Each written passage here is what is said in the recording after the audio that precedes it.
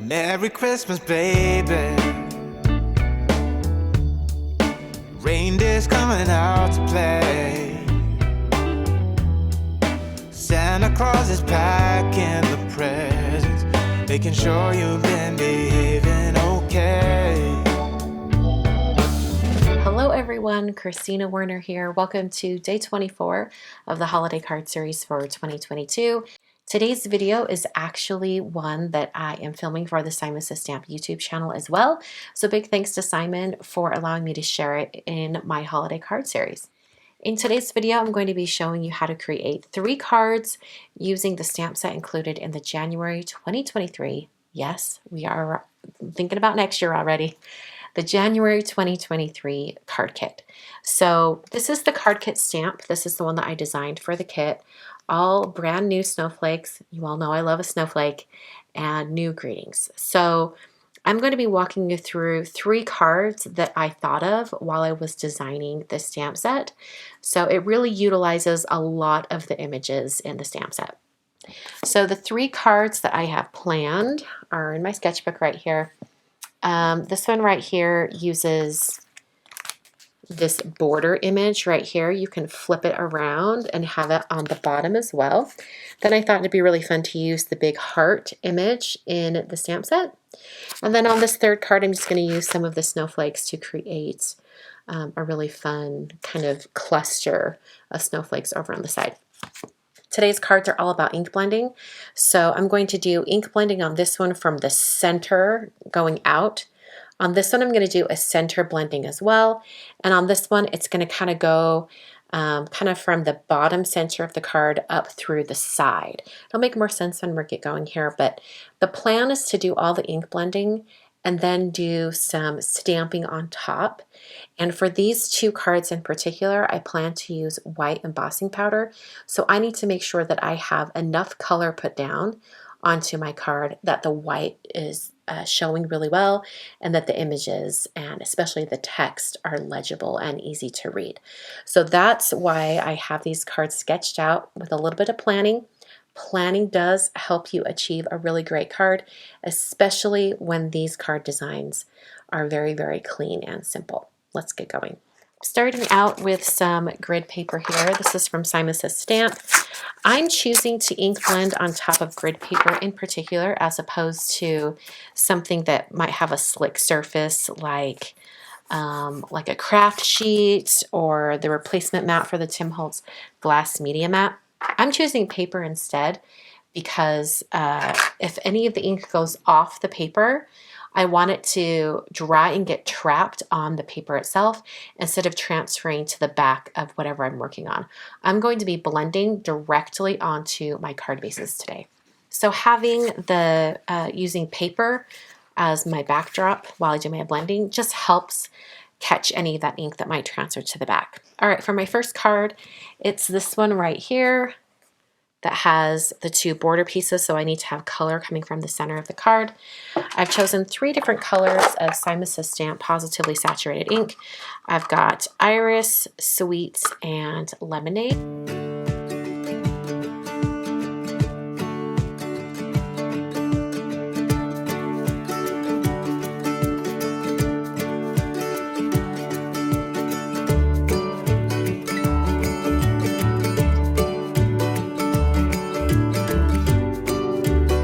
As I'm ink blending, I'm pouncing off onto my grid paper so that the strongest amount of ink comes off the brush.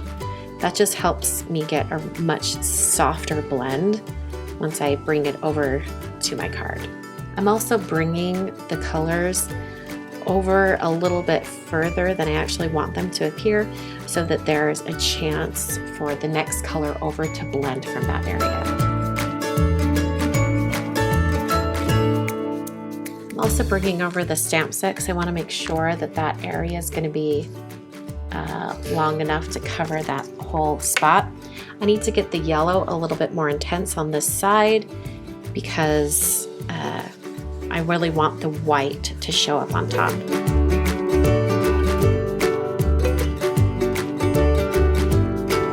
So this is my first ink blended card. nice and clean on the back. This card, just as a reminder, is this one that has a heart over the top. My plan is to stamp that heart and white heat emboss on vellum, and then have the heart and the greeting on top of the ink blended card base. And the colors I've chosen for this one, I've just got two. I'm going to be using Aegean, which is actually a full-size ink pad that comes in the kit for January, and Limelicious, a nice and bright green.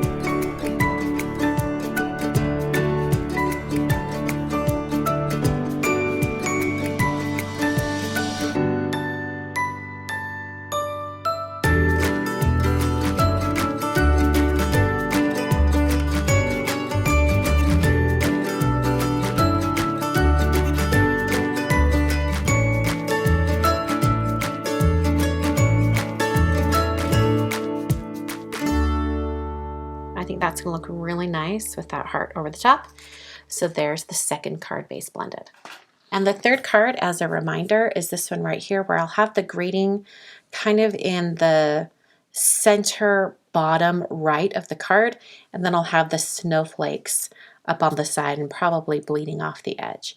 So I want to have kind of like a cluster of color in that bottom corner and fading up off to the left-hand side of the card. The three colors I'm using for my third card are Royal, Tropic, and Sunbeam.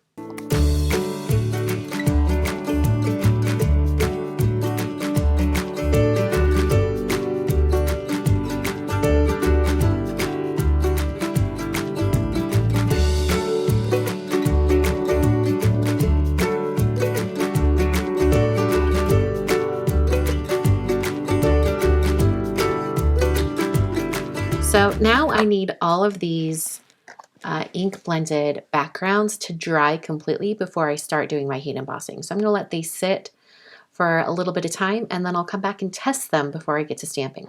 While those dry, I can do a little bit of that stamping on vellum. So I'm going to put some vellum from Simus Stamp into my MISTI, and I'm going to be stamping the heart stamp. I'll first put the stamp on the door of my MISTI, and then I'm going to come back and do an anti-static powder tool, just so that I get the best stamped image possible. Using Versamark ink.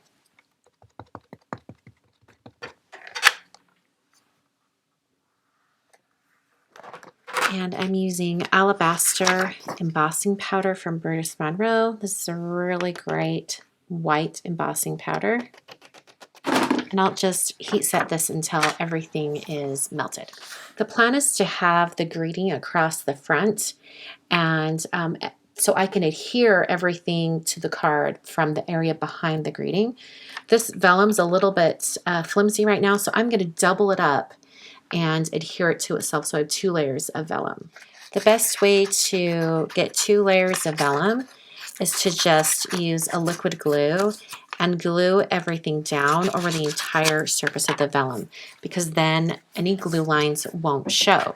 Bringing that grid paper back, and what I'm going to do is just put liquid glue all on the back of this vellum, like all over it. Using some Gina K Designs Connect glue, and I'm just going to glob like a large amount of glue all over this. And then this is when we get to be a little messy, and you bring out your inner child from when you were in kindergarten and played with glue. Because I'm just going to run this glue over. I'm trying to make sure I don't move it. But I'm just squidging it all over. And I can bring the vellum piece, put that right over the top. And I'm just going to try to really glue that down, really get that to stick. And because there's no, like, start or stop or beginning or end to the glue itself, seeing the glue through the vellum is very minimal. Look at that. You can hardly see it at all. Just this glue is pretty much dry, so I'm going to cut around the edge of the heart, and I'm just going to leave a little bit of space around that edge. Meanwhile, while I'm doing all this, those backgrounds are drying.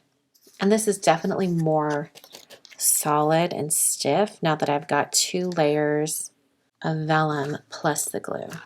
All right, you see how much more solid that is just by doubling up on the vellum. So that's going to be going on this card. I think that's going to be so cute. Before we start adhering everything, we do need to stamp our grading. I'm using some Hero Arts Pitch Black cardstock. First have the stamp on the door of my Misty, and then once again I'm going to use my anti-static powder tool just over the top, and then stamp in Versamark ink. And I'm going to very gently press this down because it's a very delicate font, and I don't want to squish it and have the font kind of bloom out and thicken. I'm using that same embossing powder, the Alabaster from Brutus Monroe.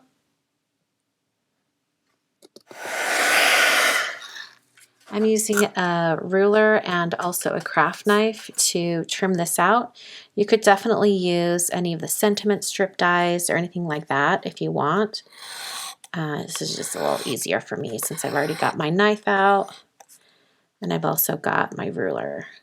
And then for the two ends, I just take my scissors and just do a couple simple cuts. And there we go. I'm going to put some foam adhesive behind the So Much Thanks. I'm using some foam strips from Waffle Flower. All these narrow little strips are just amazing. And then I'm actually peeling off 3 at a time so it's a little thicker.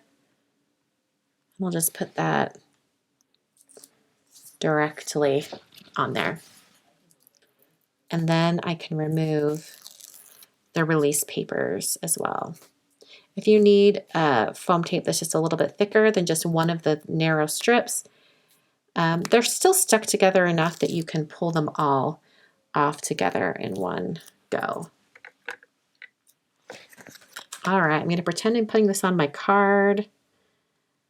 Just put that right on top. It's a little bit of foam hanging out the ends, but that's not a problem at all because we're going to be adhering this directly to the front of the card. So now I can see where I can put my adhesive.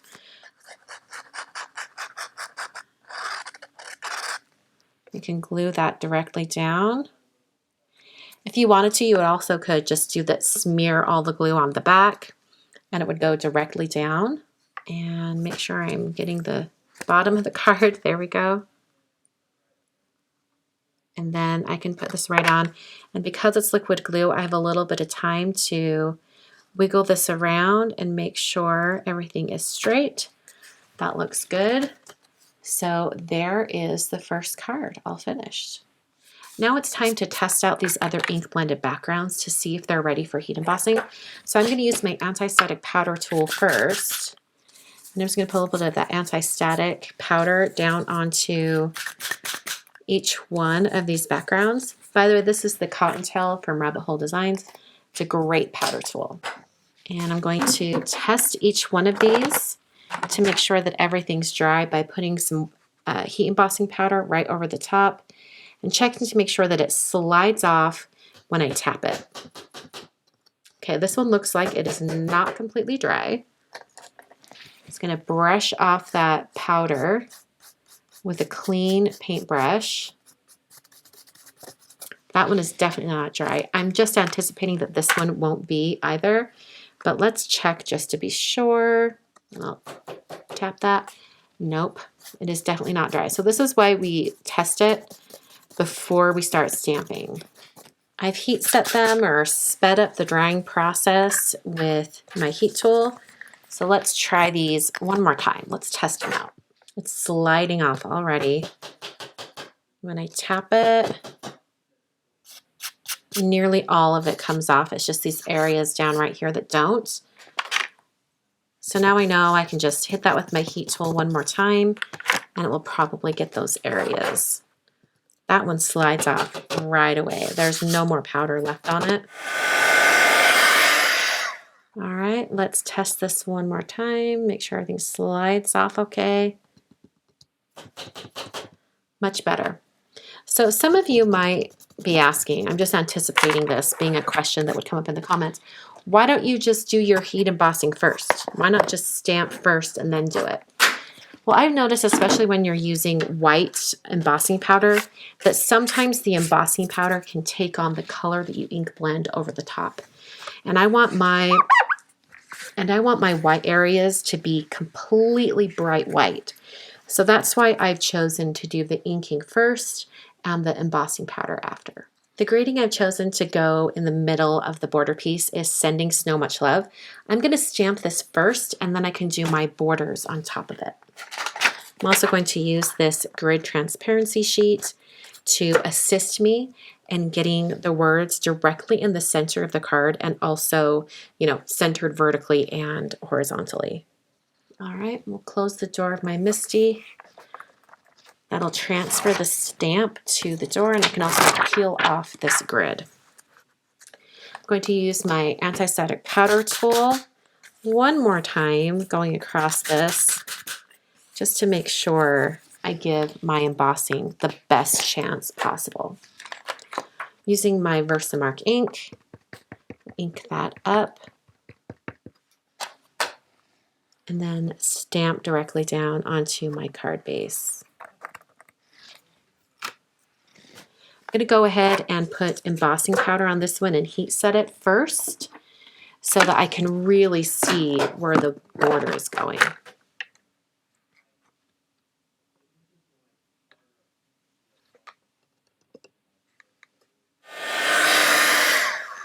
My heat tool is nice and hot, so this actually melted really, really quickly. I'll use that grid transparency sheet again one more time just to help me get this on perfectly straight.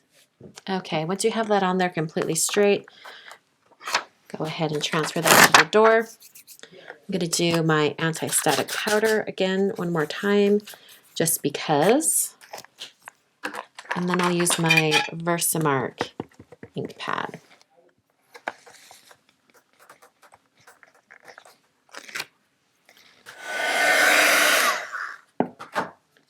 I've left my stamp on the door of my MISTI, so now in this one, since I've centered it with that grid paper, I can actually just turn it over this way, and I'm going to kind of eyeball it. Is that really going to be center? Looks like it. So I'm going to ink up my stamp once again and stamp down. I feel like I'm losing a lot of the pink in the center, and also I can't really see the words on the end very much. So I'm actually going to go against what I thought I was going to be doing, and I'm going to ink blend a little bit on top here. I was trying to avoid it, but it might be what I need. All right, so you can see how, I don't know if you guys can see, but it does kind of put the color a little bit on top of the embossing powder. That's really getting lost right there in the middle. I'm really concentrating the color right across the grading because that's where I want it to be the darkest. Now sometimes the ink will sit on top of the embossing powder and you are able to wipe it off. So we're going to try that in a minute, and maybe some of that color will come off. All right, just going to grab a dry paper towel, see if I can wipe some of that off. Okay, it does wipe some of it off. You can see it on my paper towel there, but not a whole lot comes off. Just enough that I think it cleans it up quite a bit. So there's the second card all finished. So now we know doing an undercoating of color works. Just make sure you get it really dark, but you can also blend over the top a little bit and the white will still be bright enough. Could go either way, just personal preference. For this last card, I think the stamps will be far enough apart that I should be able to stamp everything all in one go. So I'm peel off the grid transparency sheet and then ink up my stamps. Should have used my anti-static powder tool one more time. I hope I don't come to regret it. Putting on some of that alabaster embossing powder from Brutus Monroe. Everything is sliding off beautifully.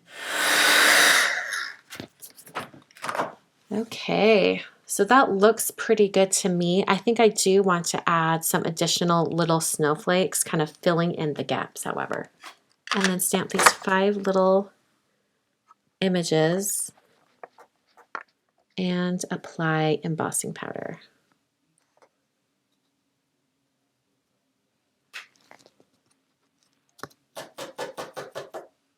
Oh yeah, I think that's gonna finish off the design really well.